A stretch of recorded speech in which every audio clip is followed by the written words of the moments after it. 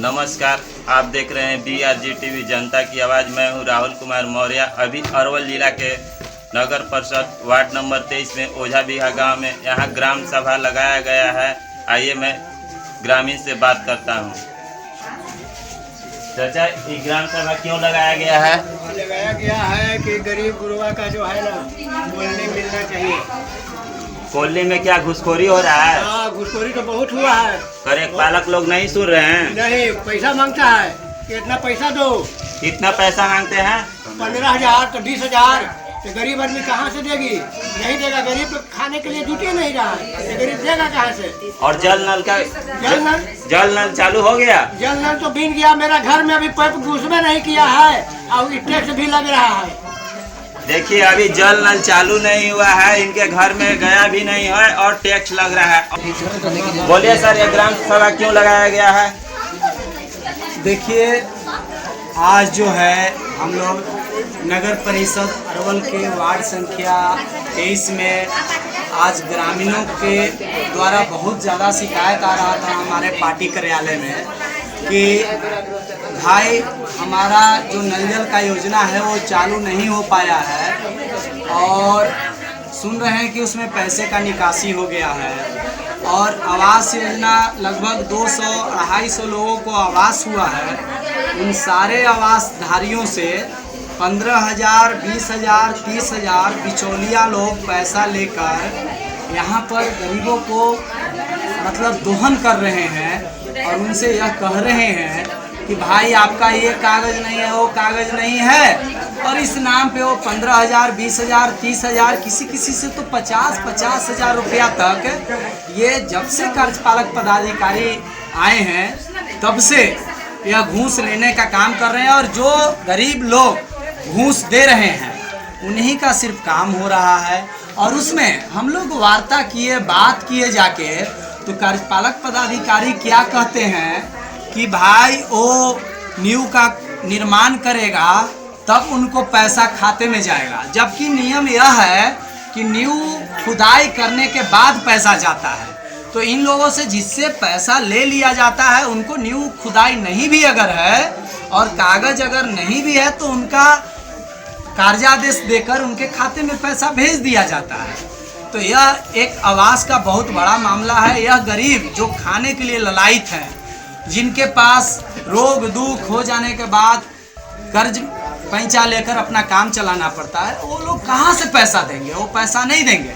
तो हम लोग जब जांच किए इस वार्ड में, तो इस वार्ड में यही मामला आया कि करीब 200 से 250 लोगों का कॉलोनी जो मट्टी खपड़ा का मकान है उसको बिना पैसा नहीं दे पा रहे हैं, इसलिए उनका कॉलोनी नहीं हो रहा है। यही हाल नल जल का है।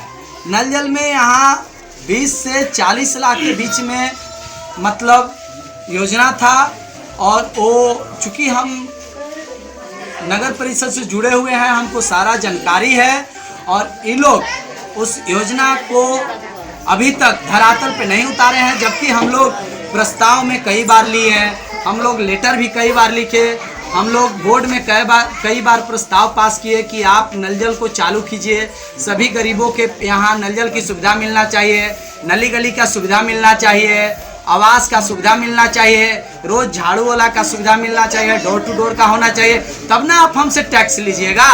मगर यहाँ इन सारे सुविधाओं से गरीबों को वंचित किया जा रहा है और टैक्स के रूप में तुगलकी फरमान जारी किया जा रहा है कार्यालय से कि आपके यहाँ 1.5 लाख 2 लाख का नोटिस आ रहा है कि आप पैसा जमा कीजिए टैक्स के रूप में। तो भाई, जब हमको नगर परिषद से कोई सुविधाएं ही नहीं मिलेगा तो आखिर ये आम जनता क्यों टैक्स जमा करेंगे? हमको ना नली का सुविधा है, ना नल जल का सुविधा है, ना झाड़ू, ना डोर टू डोर कचरा उठ रहा है, तो हम क्यों? तो जब हम थे उस समय तो 2-3 महीना तक ही थे, तो 2-3 महीना तक बहुत अच्छा कार्यक्रम हुआ और करीब सभी पोल पे लाइट लगाया गया।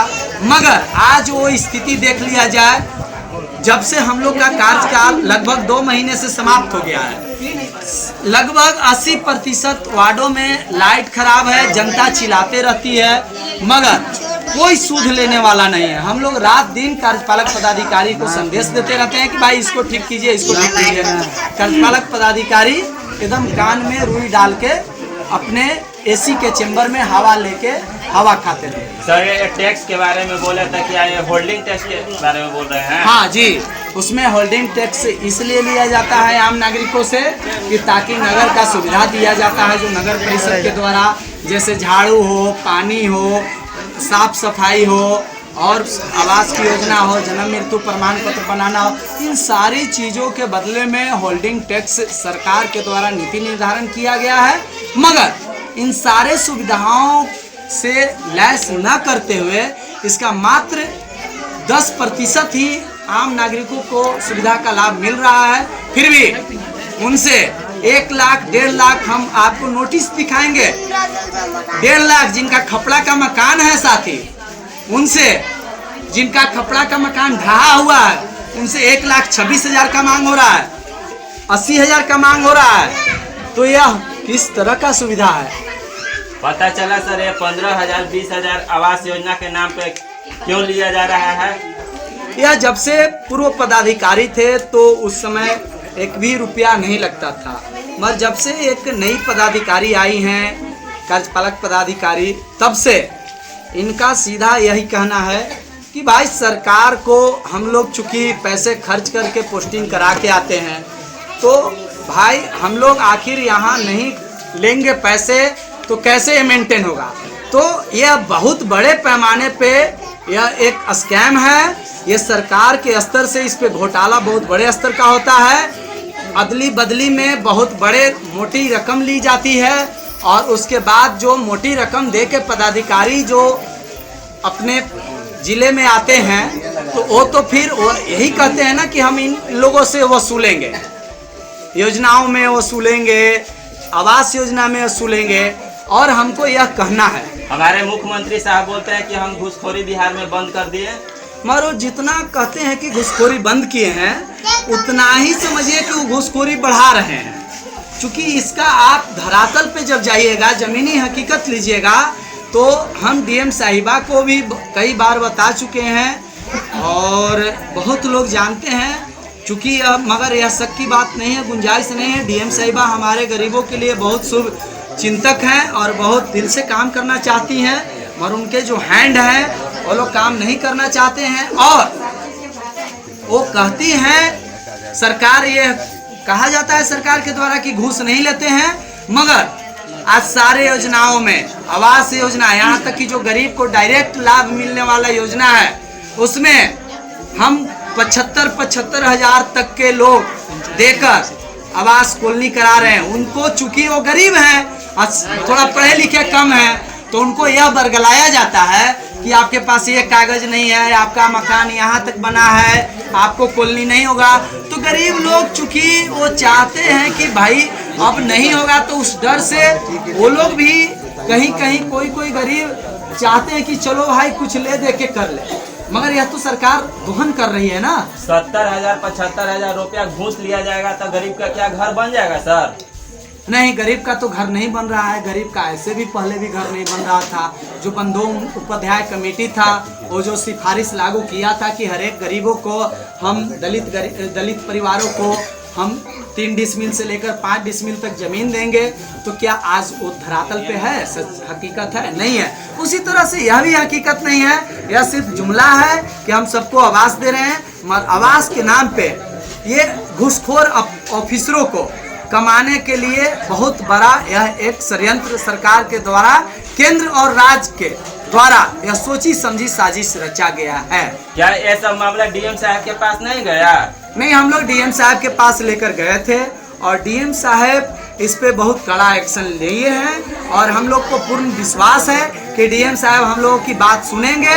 और कार्यपालक पदाधिकारी से उन्होंने बहुत सारा क्वेश्चन किए हैं और हम लोग डीएम साहिबा को और जो ज़मीनी हकीकत है वो 17 तारीख को पूरे नगर परिषद क्षेत्र से व्यापक पैमाने पे, बड़े पैमाने पे सभी गरीब जिनका घर तोड़ लिए हैं, जिनको आवेदन करने के 2 महीना 3 महीना बीत जाने के बाद भी दूसरा किस्त तीसरा किस्त का राशि नहीं आ रहा है बिना घूस दिए हुए, जिनको कर्जा आदेश हो गया उनको भी नहीं मिल रहा है बिना घूस दिए हुए, उन सारे लोगों के साथ, चूंकि हम लोग तो कहा गया कार्यपालक पदाधिकारी के द्वारा कि आप लोग घर तोड़ दीजिए, आप लोग को पैसा आ गया। बहुत सारे गरीब घर तोड़ दिए हैं, उनका गाय बछड़ा सब इधर उधर है। तो हम लोग गाय बछड़ा के सहित हम लोग 17 तारीख को हम लोग नगर परिषद कार्यालय के पास धरना प्रदर्शन करेंगे और हम लोग तब तक वहां रहेंगे जब तक कार्यपालक पदाधिकारी हर गरीब को जिनको कॉलोनी हुआ है उनके खाते में पैसा नहीं डालते हैं, तब तक हम लोग चैन से नहीं बैठने देंगे। देखिए यहाँ कार्यपालक लोग पैसा लेके कॉलोनी पास करते हैं, जिनको लिए ग्राम सभा लगाया गया। हमारे भाजपा वाले नेताजी हैं, इनको आश्वासन दिए कि 1 रुपया पैसा नहीं लगेगा और उनको कॉलोनी दिलाया जाएगा। मैं अपनी वाणी को प्रेम देता हूँ।